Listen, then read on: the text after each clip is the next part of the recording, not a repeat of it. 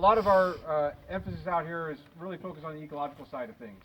In terms of how we're looking at that, there's a couple of plots that are located within the unit. There's actually two at the upper end here. One of them is up in this upper corner here. They're marked by rebar pieces that are curled at the top, painted orange. There's another one over here with a lot of heavy fuels on it. If we can get those plots burned off, then that's where we're going to be able to tell what our ecological objectives were met on this particular, because we've got pre-burn data on it. In terms of why the timing of year in this, you know, many of you are out here back in November when we tried to burn. I guess that was kind of our ideal time, but we still have this window that's here, and then that window is going to close on us really soon. As we're walking around, we notice we've got some of our native forbs coming up.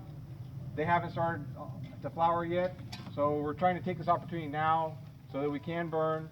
A lot of the leaf litter that we're going to be burning off is going to open up a space for the native plants to come in. If we continue to wait too long, then we're going to have an adverse impact on those plants, and we're going to have a lot of weeds in here, which is going to create a greater fire problem down the road. So that's really, in a nutshell, what our objectives of the timing of this particular burn are. And also, you know, just thinking about this dry season we're already experiencing, by us creating the black here now, hopefully if there's an ignition later in the season, we're not going to lose this section of the forest because we've done something here already. So holders right there. If you got to get out of the smoke, get out of the smoke. We don't want no one breathing all that stuff if you don't have to, all the while keeping eyes in the green. So we're going to start our test fire right here. This is our location.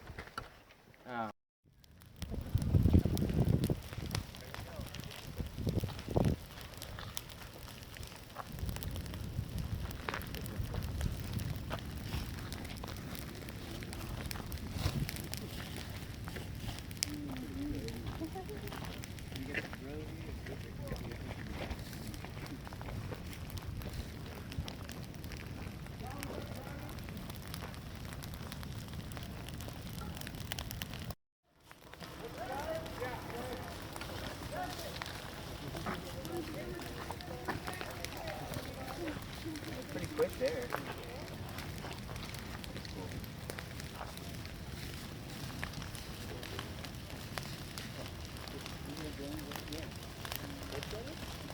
So there's a plot right here. See that stake out there?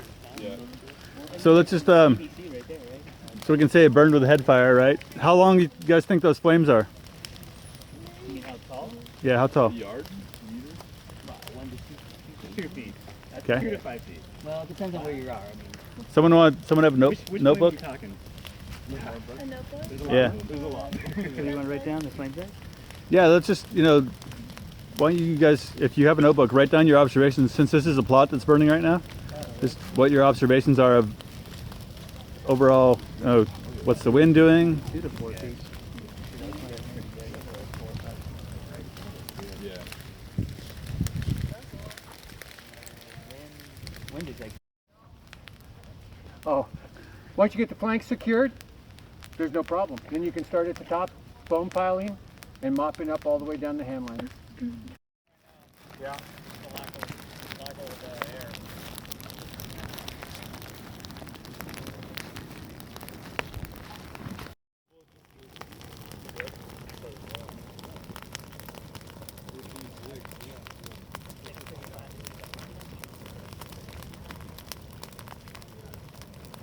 Silica in the thatch, so it kind of really mats out. Well, that thatch is what like really takes. Yeah, it's what made it. That's why it's so Yeah. good at invading. Exactly. But if you have all that thatch in there and the grass is low enough where you can still get it dry enough, A little bit of air, yeah, you can probably carry fire through there and kill off all that grass coming up. Yeah, yeah. That's our, cool. Yeah, right on. We have another experiment going on just down the way a little bit where we got some moose head, and that we try right before it finishes blooming, usually mid-May. We'll mow it all, let it cure for a week or two, and then burn off the cured grass.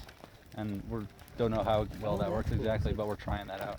I think the upper edge of that, where that blue oak plot is, we can try to catch that next week maybe. Yeah. And then hold it in.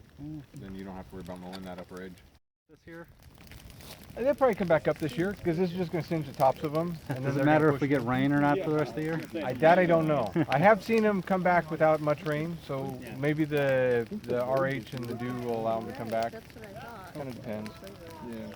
this little spot here gets enough, you know, Shade and shade and moisture that I think we'll be all right. We're gonna get another couple feet of snow in March, right? That's usually what happens. April, yeah. Oh, is it April? Once the dogwoods bloom, that's when we get snow. Yeah, that's when we know it's spring in this area. Yeah, that's what my neighbors told me when I moved in, and it works like that most years.